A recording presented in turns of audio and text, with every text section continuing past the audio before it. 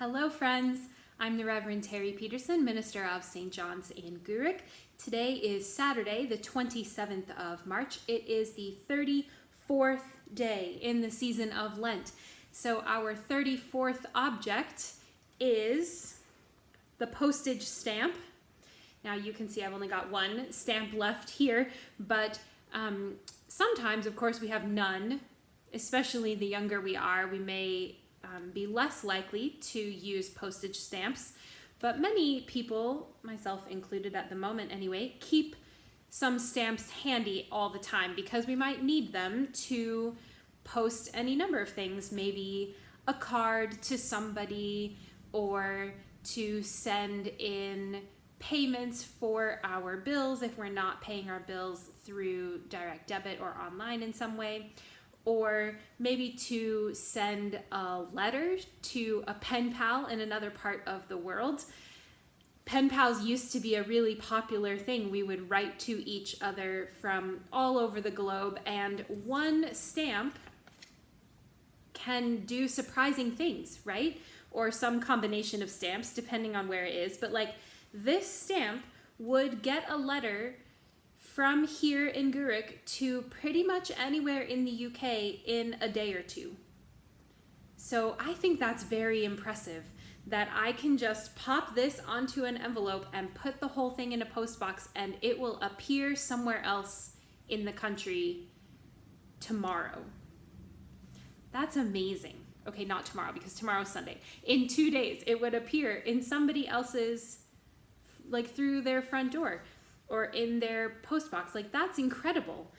And if you have the right number of stamps or the right stamp or the right combination of stamps, depending on where you live in the world, you can actually send a letter with just a little sticker from here to China or here to Australia or here to Canada.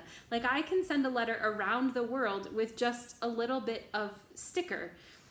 And that sticker tells the person who is carrying it that the postage has been paid for, that I have paid for their labor to carry the letter from my house to someone else's house.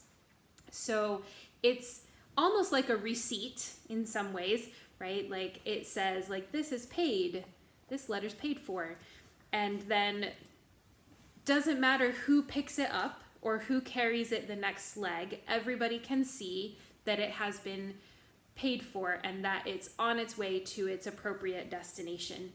So even if my postman picks it up from the box down the road and then he never sees it again, he takes it to the sorting office and then it goes through some machines and whatnot, and then it's put into a bag and sent somewhere else, and then somebody else picks it up and somebody else picks it up in the next place. Even if it goes through multiple countries' postal services, that little sticker tells them that this letter has been lawfully sent and that it's appropriately paid for, and it can go anywhere. So I was thinking about how many letters we have in the Bible and how they would have been sent, because obviously they didn't have postage back in biblical times. So how would you send a letter? You would write your letter and then you would seal it with wax to show that it was your, like that you are the one who wrote it and it hasn't been tampered with.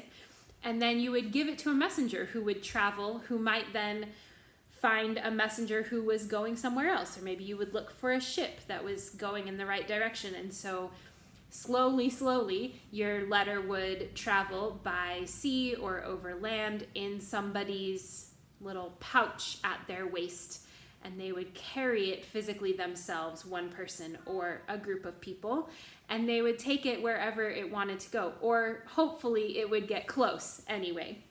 And still, people wrote letters all the time, and they sent all sorts of things by this sort of messenger service, whether it was a formal or informal system, depending on the location and the time in history. So, of course, we know that Paul wrote a lot of letters, and some of Paul's colleagues wrote a lot of letters to churches all around the Mediterranean coast and inland as well. And so I was thinking about how they sent those, and I came across this bit at the very end of the letter to the Colossians. So this is Colossians chapter 4, and it's just the very last bit. So it says, there are all these greetings, right? Luke, the beloved physician, and Demas greet you. Give my greetings to the brothers and sisters in Laodicea, and to Nympha and the church in her house. And when this letter has been read among you, have it read also in the church of the Laodiceans, and see that you read also the letter from Laodicea. And say to Archippus, see that you complete the task that you have received in the Lord. So this is so fun because all these letters have these greetings on the end with little notes to specific people, because it wouldn't make sense to send a separate letter to every person because it would be more likely to get lost in this system. But Paul here gives us this beautiful set of greetings. And then I love this. When this letter has been read, send it on to this other church and make sure you get the letter that I sent to them and you read it too. So everybody is supposed to be sort of passing their letters around from place to place, making sure that everybody gets a chance to hear all of the news and the teaching that's contained in them. How much easier would it have been if they had a postage stamp that would just tell a government agency or a business, or some combination of the two, that this letter was appropriately paid for and that it was meant to go to a particular place. So even though they didn't have that, they still managed to write so much and to preserve so much and then to pass around all of that information. How much easier it ought to be for us. We don't even have to use postage stamps anymore. Many people are using email or blogs or videos like this one, but there's still something about getting a piece of mail that has a stamp on it that tells you that someone has put the time and effort into writing a letter and then paying for it to be delivered to you.